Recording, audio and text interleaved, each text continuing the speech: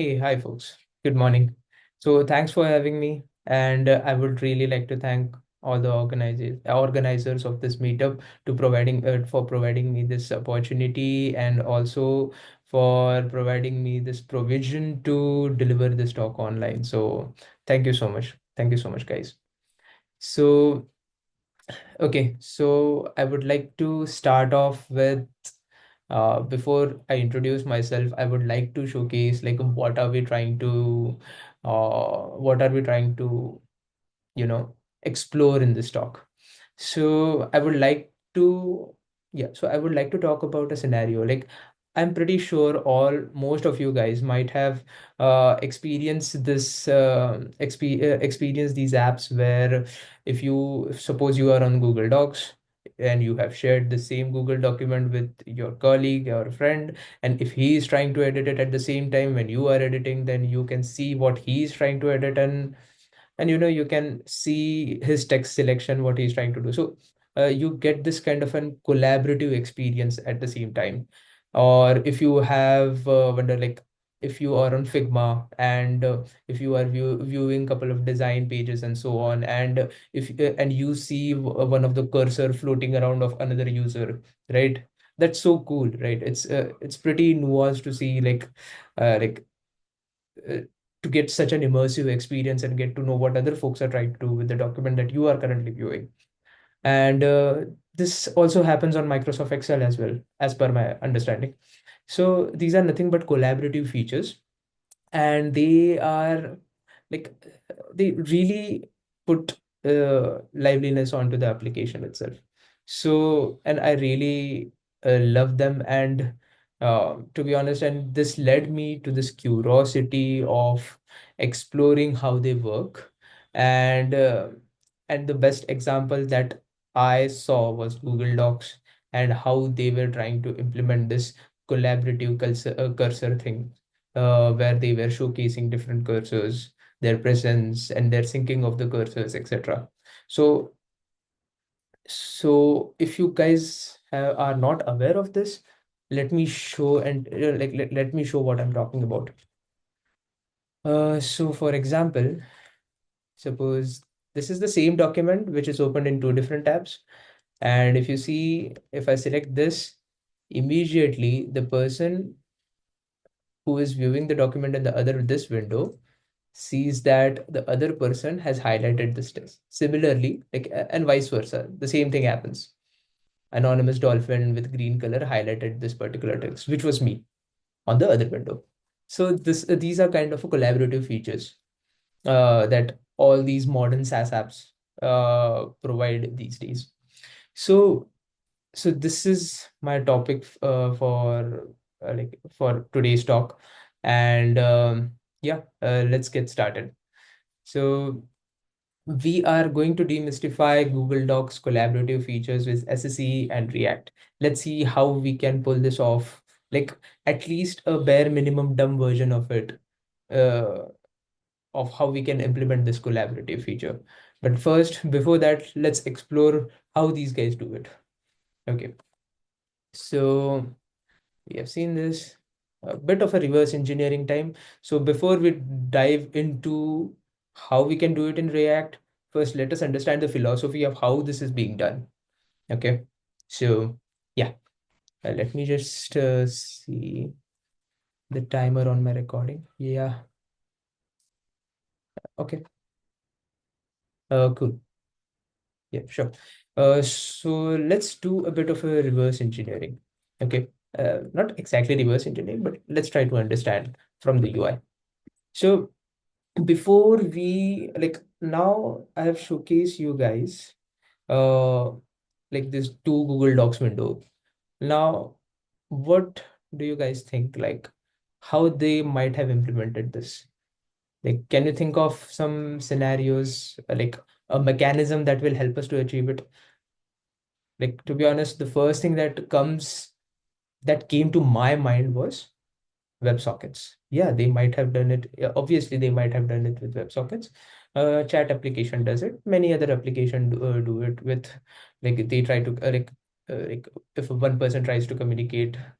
like a message, then the other person receives it immediately, and so on. Um that seems to be a viable solution, to be honest. WebSockets, it's one approach that can be taken. Another approach that I read about was about how these video conferencing application works. Uh, they actually try to stream the data between the two peers directly. So that mechanism is called as WebRTC.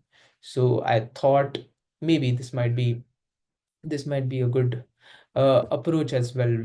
Like, WebRTC, where two windows are trying to communicate with each other. So whenever a new window pops in, I will create a new connection and so on. So, but don't you think that our feature is so simple, where we are trying to showcase a cursor, and we are just showing what has happened, and what selection has been done, if he's trying to edit the document or not, and so on.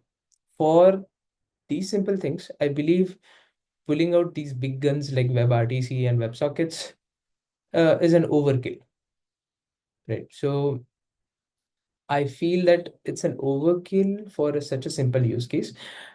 So yeah, so let's talk about other aspect of what a solution could be.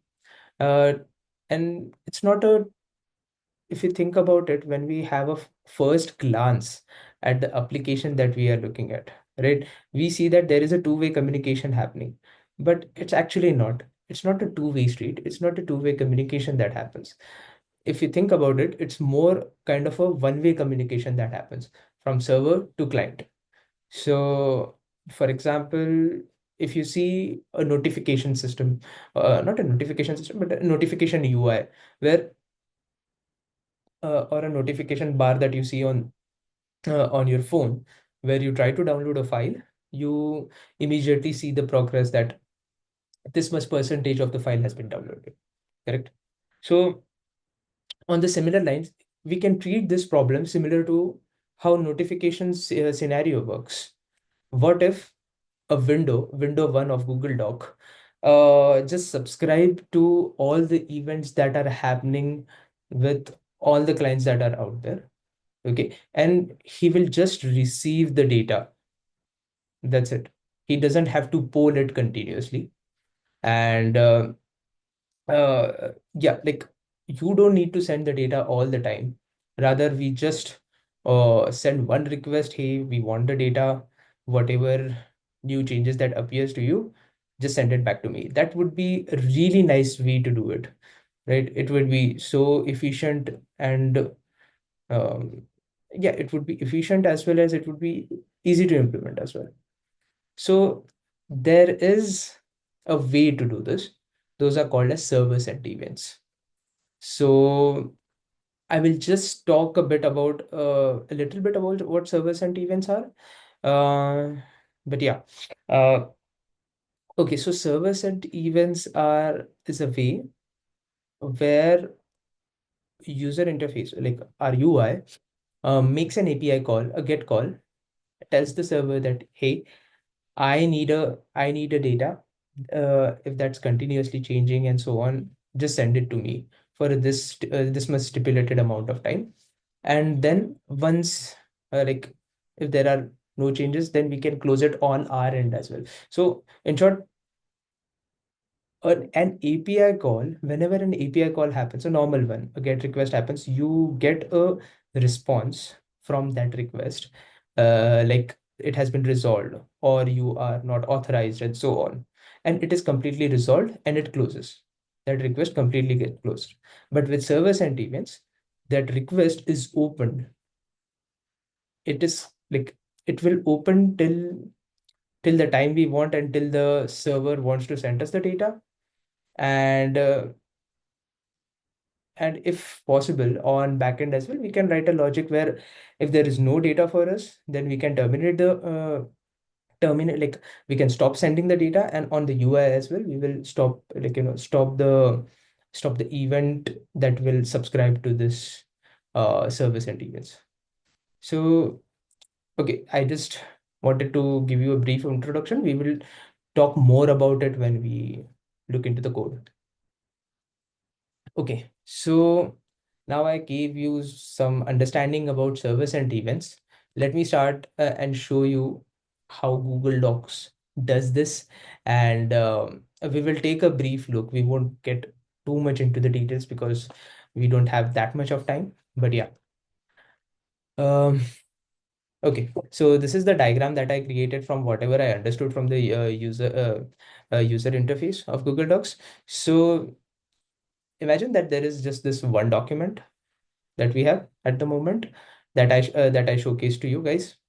And imagine that this is one window, that is client one, and client two is another window.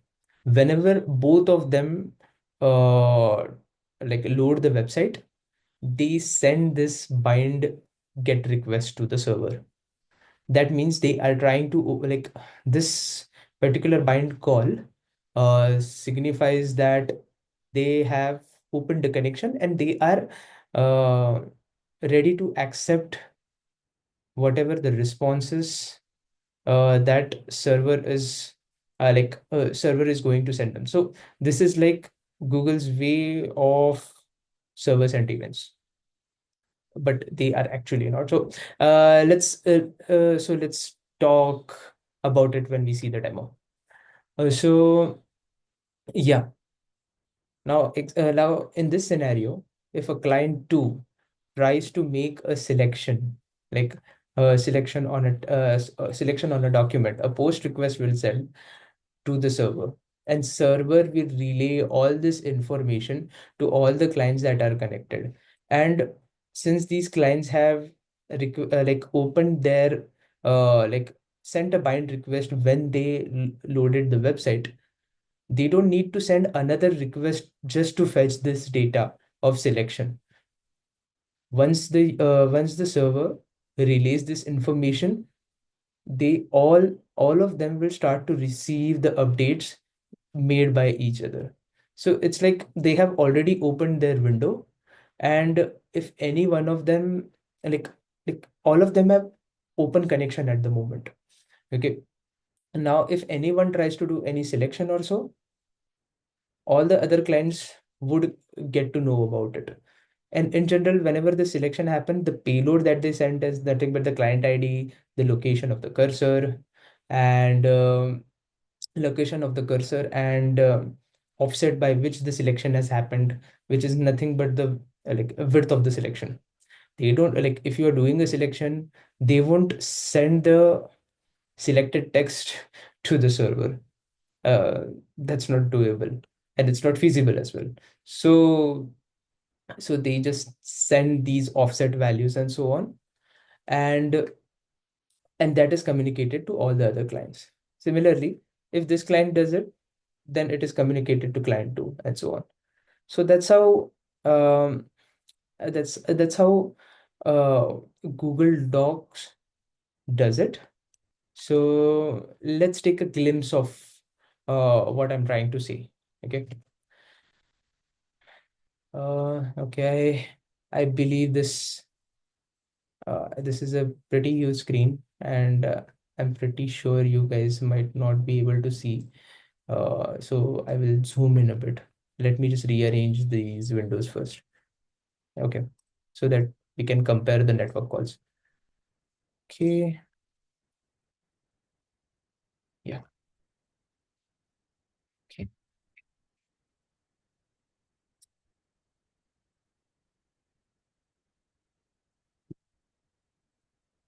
So let me refresh both of them. Let me see.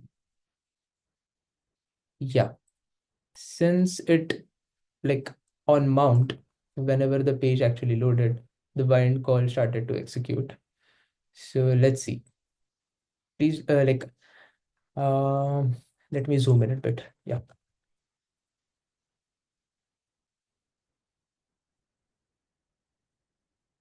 Okay. I hope this is much visible now. Okay. And okay, so I have both. Okay, for both the windows, I have opened the bind call. Let me just resize this. Okay.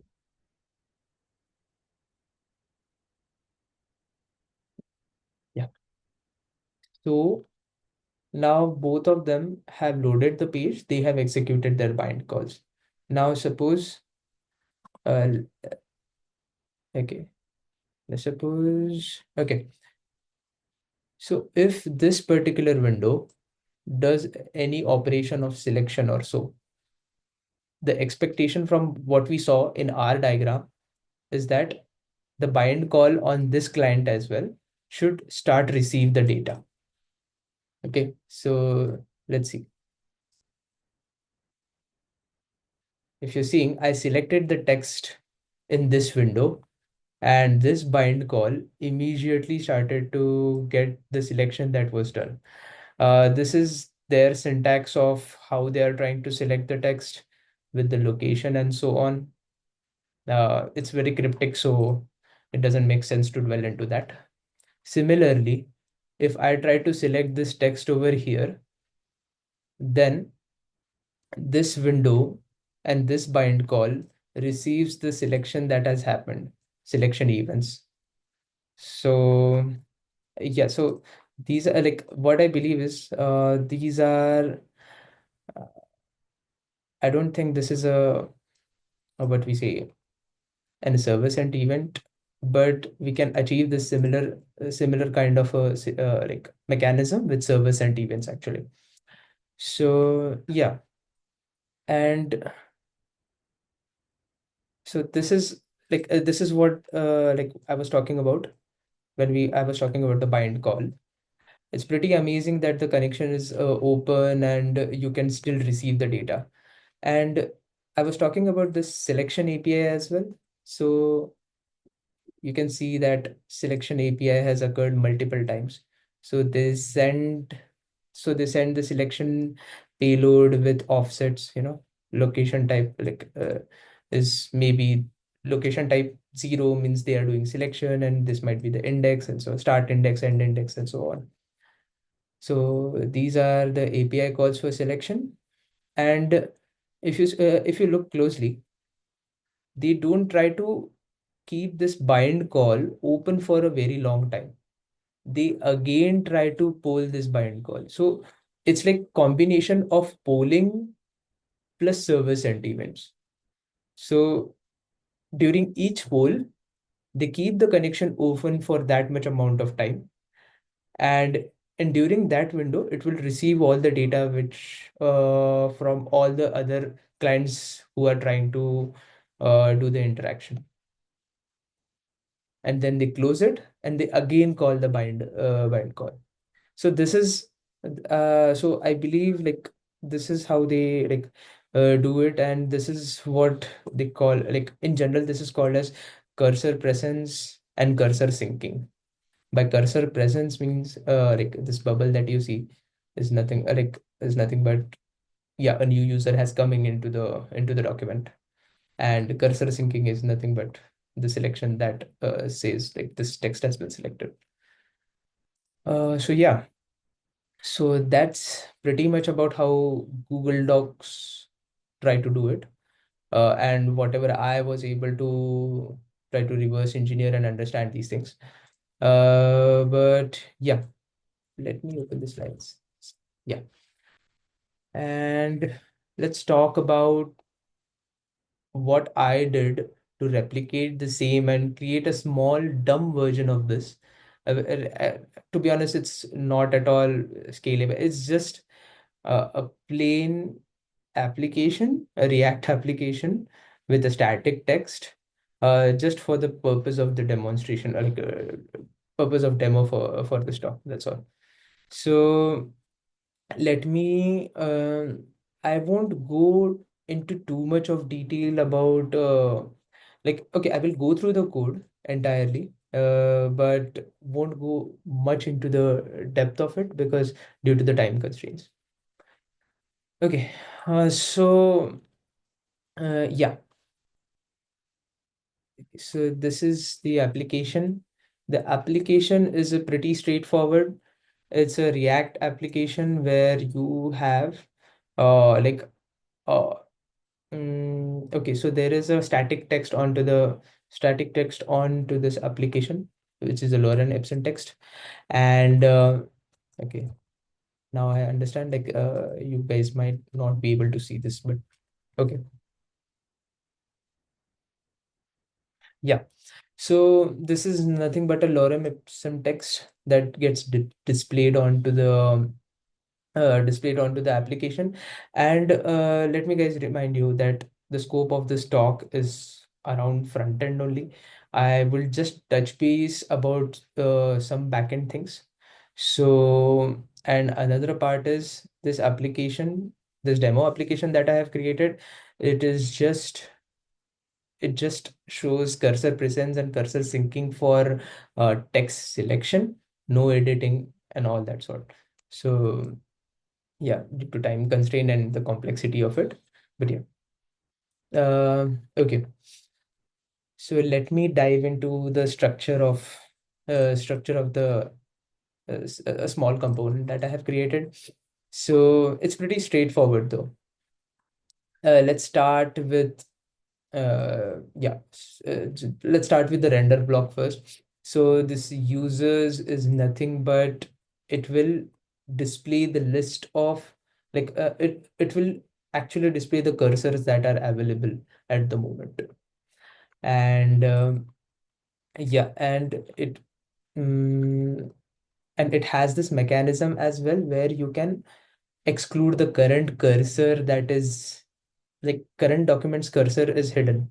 So that's one aspect of this users component. And this div is basically used to showcase the lorem ipsum text. Okay. Now, now to the complicated part. Okay, let's first go to the use effect. Okay, so uh, on Google Docs and in the diagram as well, we saw that there is this API called slash bind, right? So I did a similar kind of a setup as well, where I also make a slash bind call, and this makes sure that whenever the component mounts, I open this connection up, and whenever data is sent from the server, it is sent to me in the form of message events. Like there are different types of like you can send different types of events as well, and you can send generic text as well. So I chose to send a generic text at the moment because it was simpler to implement. So yeah, so whenever a server will send us a message, we add an event listener on that message event, and we parse the data, and I set it in our current local state of the moment. And whenever a text selection happens, I have created a slash interactions API that will send the cursor's information, like the current user's ID, like current cursor's ID, where cursor ID is nothing but a user's ID, the background color for that particular cursor or for that particular client, what it should be. And uh, yeah, and selection info around what should be the location of the cursor, what should be the offset. We get it from get selection info. This is nothing but on entire window, I have applied this get selections methods, a method which will give me the selection, its anchor offset, and we can get the index and the length of what I have selected. So that is that. And this is one function that will help me to generate random colors based on yeah, it will help me to generate random colors with HSLA. So yeah, that's one part on the front end. Let's look into the users component as well. It's nothing but yeah, so this users component will receives a list of users, and I have applied framers motions div where I can showcase those cursors as well, and whenever they change the positions. uh okay, hold on, sorry, my bad. So this users component is like this is for top right corner. At the top right corner, there is a bubble on Google Docs as well that you guys might have seen. So that is nothing but for user presence, where if this user has joined, then we showcase those bubbles. So for that, this user component is there. And for actual cursors, uh, yeah, this is the function that helps you to showcase the actual cursors that are being like that you want to showcase. So give me a second. Yeah, so apply cursor highlights. So this gets executed whenever we get a new user.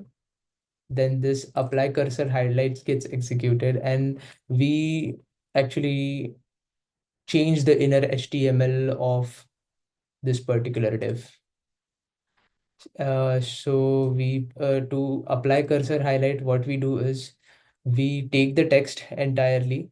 We make sure that we get the location of the highlight, what other user did, and we replace the text before, like we just chunk out that particular highlighted text, put a color to it, and that color thing happens over here, and put it back into the document before and after, and this is the actual span that happened. So that's the mechanism that I have implemented for this. It's a pretty small app just for the demo purposes. But in actual scenario, this won't work because since you are changing, like on every selection, you are basically trying to update the state of the application itself.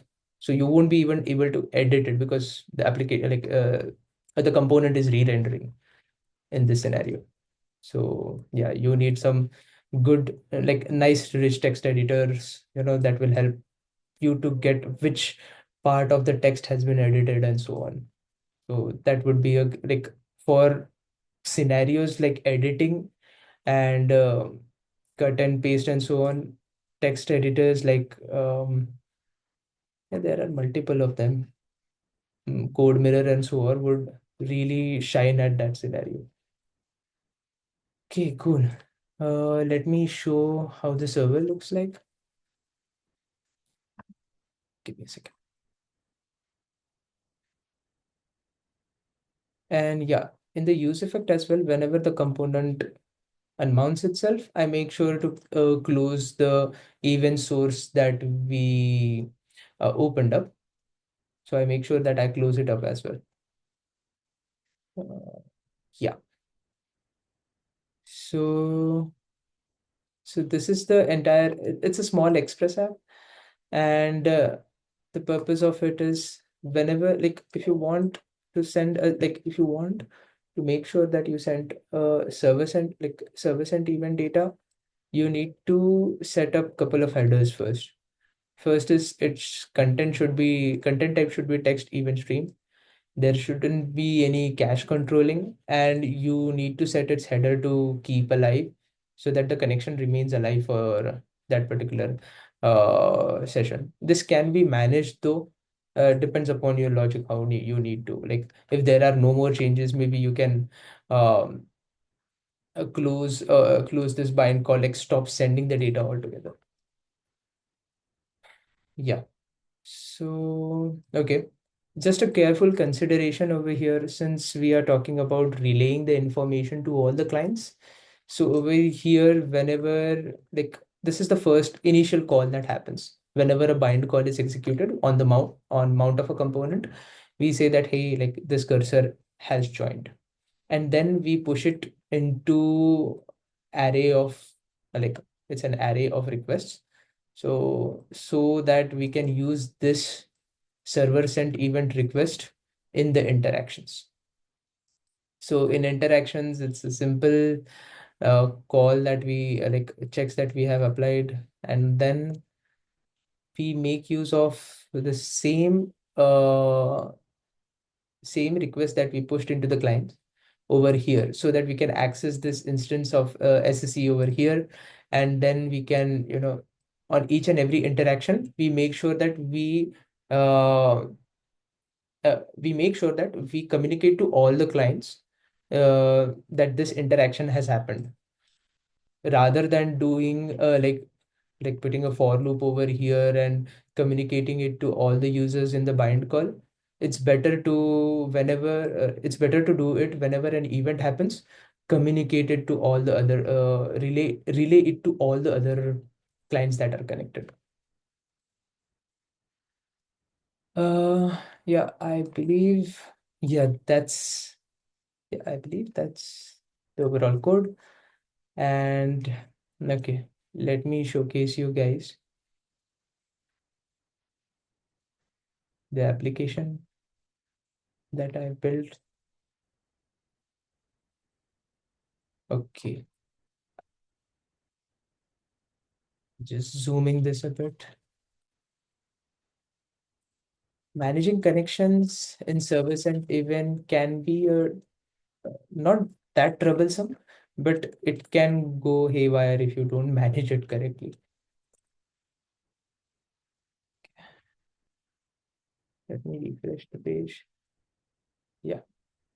So if you try, if I try to select this, yeah. So this particular tab is user one. So this tab got this tab's update. Now, if this tab does anything, it should get this update. So yeah, it works. But there are other scenarios as well. Like, for example, like obviously there are bugs in this, but if I try to select this particular text, sometimes if screen sizes are not same, then then a different if you selected a text over here, a different text might get selected over here. So managing this aspect ratio kind of a thing is also a bit troublesome in these collaborative features.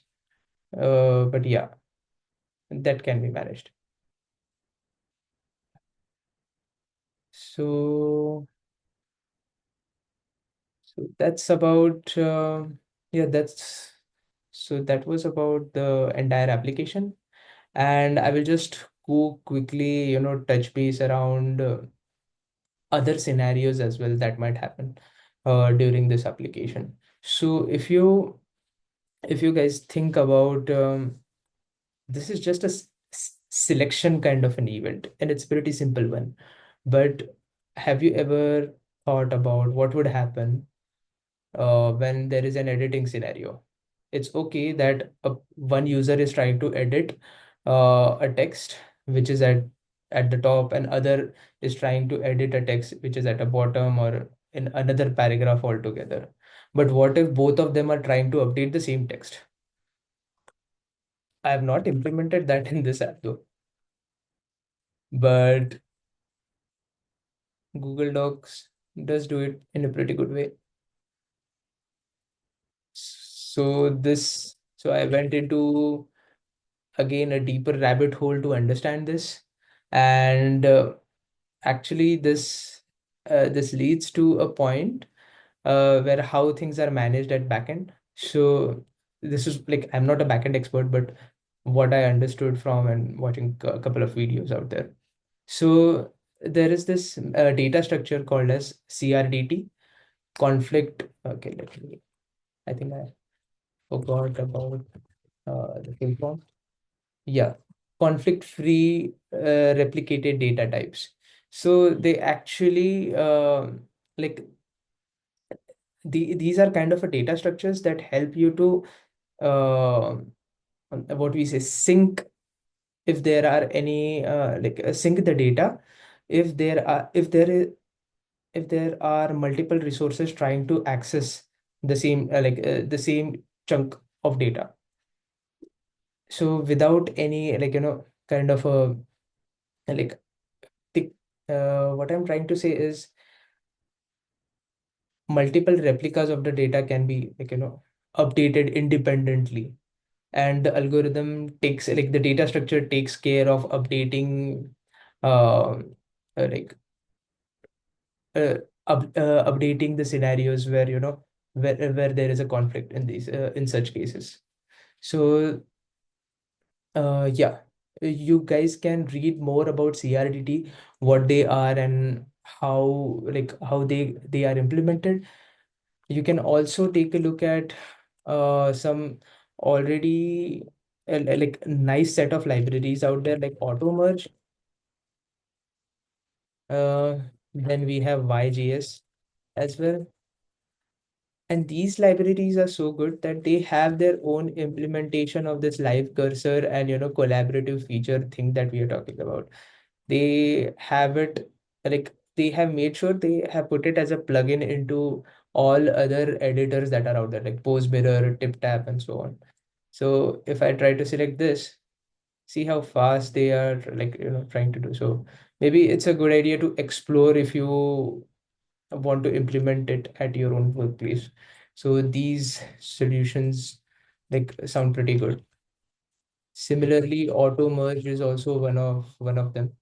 So do have a look. Uh, so yeah. Also, I was planning to have a small kind of an implementation of CRDT, but due to the complexity and the time constraint as well, I didn't. I'm not going into much of the details of it, but yeah. So that's about it. And I will like if you guys have any doubts around this, you can check out the code. I will put this in the slides as well, and materials about researching more about CRDT and how this collaborative features work. I will put those in the slides. So yeah, thank you guys. Thanks for having me.